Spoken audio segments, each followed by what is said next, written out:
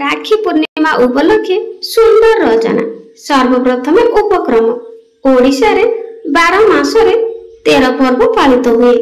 एथि मध्यरु रक्षा बंधन बा राखी पूर्णिमा एक पवित्र पर्व।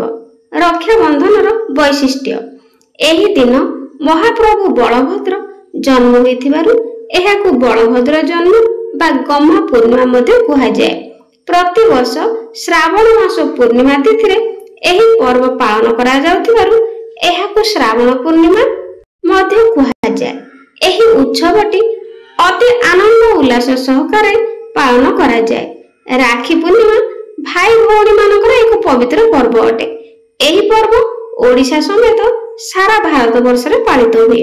प्रति वर्ष श्रावण मास पूर्णिमा तिथि रे एही पर्व पालन करा जाय। रक्षा बंधनर आकर्षण राखी पूर्णिमा दिन भौणी भाई पई निज हाथ तियारी भाईर मन पसंदर खाद्य और मीठा तैयारी करे। तापरे से राखी सिंदूर तिलक फूल अरुआ चाउल और दीप रखी थाली सजाड़े। एही दिन भौणी भाई मुंडरे तिलक लगाई हाथ रे राखी बांधी तार दीर्घायु और उज्जवल भविष्यतर कामना करती। भाई मध्य भौणी को सुरक्षार प्रतिश्रुति देवा सहित सुंदर उपहार देइथाय। राखी को शांति विश्वास एवं विजयर प्रतीक बोली कुहा जाय। ओडिशार पुरपल्ली रे गोरु गाई मानक पूजा करा जिबा सहित सेमानक मुंडरे राखी बंधा जाय। घरे घरे पिठापଣା आसर जमे।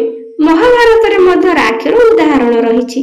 कृष्णक आंगुली रे क्षत देखि द्रौपदी निज साड़ीर कानी चिरी तांको आंगुली रे बांधिथिले। श्रीकृष्ण एहार ऋण परिशोध करिबाकु जाय द्रौपदी को वस्त्रहरण समय कोटी वस्त्र दे द्रौपदी को लज्जा निवारण करथिले।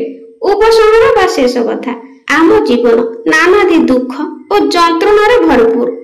से सबु को सामूहिक भावे भूली जिबा पई आमे विभिन्न उत्सव पालन करिथाउ। एही क्रम रे रक्षा बंधन उत्सव एक पवित्र उत्सव। एहा आम भारतीय संस्कृति परंपरा और सभ्यतार अमूल्य प्रतीक अटे। पिला माने वीडियोटी भल लागिते लाइक कर देबे। आज मैं रहूची धन्यवाद।